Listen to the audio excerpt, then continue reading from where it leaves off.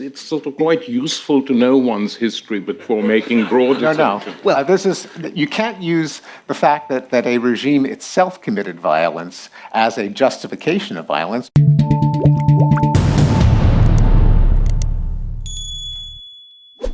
Tariq, I want to bring up someone who you've written a great deal about and thought a great deal about, and that's Lenin. And we've heard from Stephen the Russian Revolution as an example, in Stephen's view, of how violence can go horribly wrong. One of the things that's very evident in some parts of Lenin's writings, particularly in the early 20th century, are not just the regrettable necessity to use violence to transform society, but actually violence really as a performance, terror and violence as a way of showing there's a new world, a new regime. In that kind of explanation, terror and violence become almost a desirable thing because they show a different way of operating society. Can that sort of use of terrorism and violence, terror and violence, that particular Leninist take be justified in our own era, do you think? Well, if you read what he said actually carefully, basically the position he was making is that no ruling class ever gives up power voluntarily. That's the position he was taking. And in order to defeat the ruling classes, and, let's not pretend what these countries were. Russia was an absolutist monarchy. Tsarist rule was not particularly pleasant for the people prior to the Russian Revolution. Large numbers of serfs were treated no better than slaves, despite the Emancipation Declaration. So the logical conclusion of many of the arguments against the revolution implied that somehow what existed before was better. Putin says the same thing, by the way. That's the official line now, the worship of czars and Tsarism and the Orthodox Church, who carried out more pogroms in Europe prior to Hitler than any other regime in history. I mean, that's where pogroms grew and were invented, on a mass scale. So let's not forget that. Let's not forget all the attempts that were made to reform these regimes. By women. I mean, prior to the Lenin and the Bolsheviks, you had a huge anarchist current led largely by women. Some of the attacks which killed the Tsar, which killed the chiefs of police, were actually acts carried out by women. For what? For freedom. So the activists like Sofia Perovskaya and so forth. But that still takes us back to the question, which is, in that case, if you accept all of those preceding events, can Lenin's statements that, in some cases, essentially the performance of violence is not just a sad necessity, but actually something that has its own virtue, be justified? But, Rana, I have never read, and I have read quite a lot of Lenin, a phrase, the performance of violence. I mean, this is your summary of it. Well, I would challenge that. Okay. I don't think he argued that. This is why they were strongly opposed to the First World War. This is why they actually gained popularity by opposing that war and pulling Russia out of the war.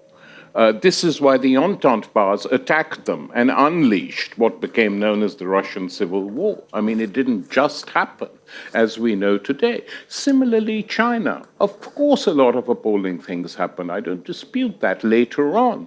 But in terms of the Chinese Revolution, what brought that about? A, the occupation of China by the Japanese, a vicious, brutal occupation. Two currents emerged in China, the nationalist current and the communist current. Initially, they fought together. Then they split with each other. Then the Japanese were defeated during the Second World War, and the nationalists and the communists fought a civil war, which the communists won because they had more support amongst ordinary people. They also had a lot of weapons from the Soviet Union. So did the nationalists had a lot of weaponry as well.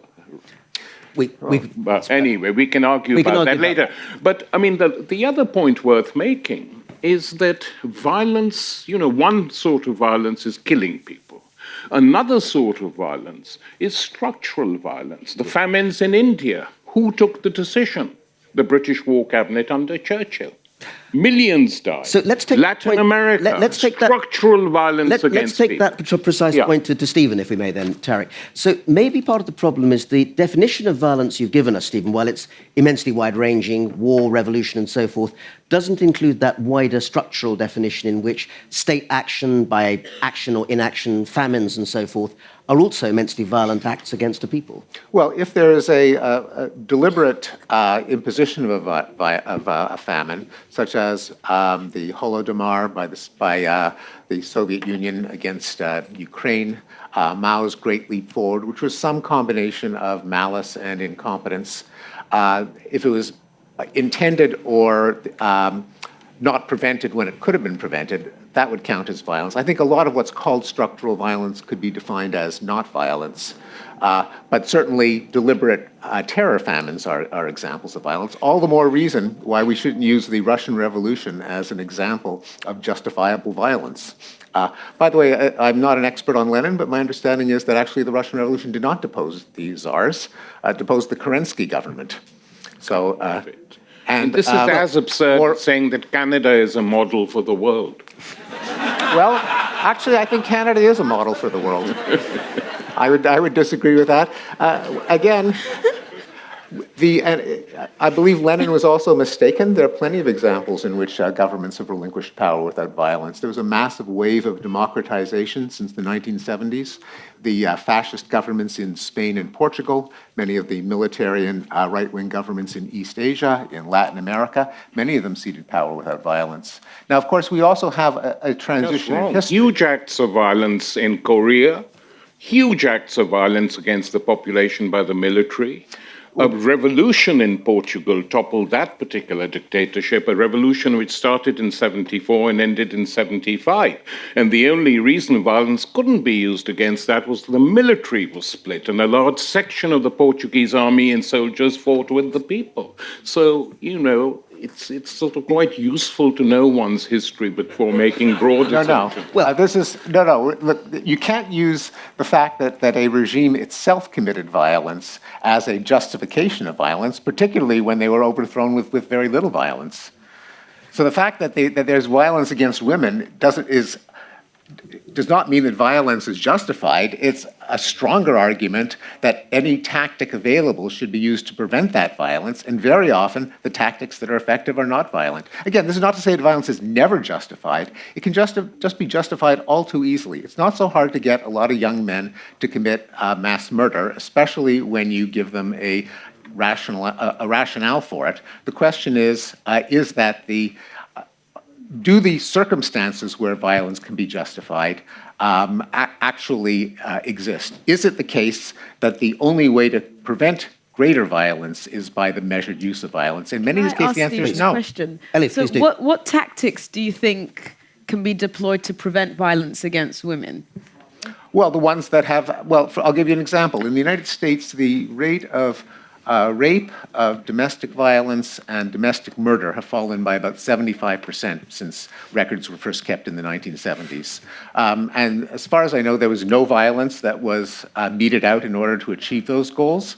There were arguments, there were protests, there was legislation, there was activism, but there was no anti-rape women's liberation front involving guerrilla action or terrorism or armed resistance. There was fantastic success through the democratic process.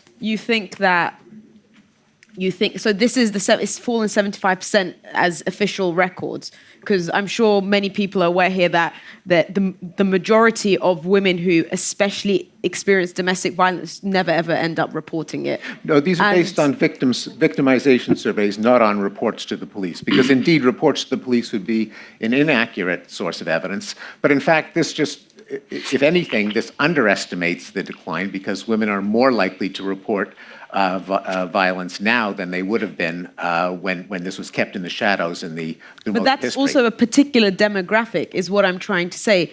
I know from many communities, I was born in London, so I know more about the UK, but I know of many communities of women who wouldn't report it because even in their communities it's seen as a taboo. And what I'm trying to say is I think in some cases when we talk about these, and this is what I've been trying to say since the beginning, the framework in which we talk about certain things are very important, because I think it's really important to understand our position when we are analysing something to be able to carry out a meaningful analysis. To continue watching this video, click the link in the top left or in the description below. Or visit iai.tv for more debates and talks from the world's leading thinkers on today's biggest ideas.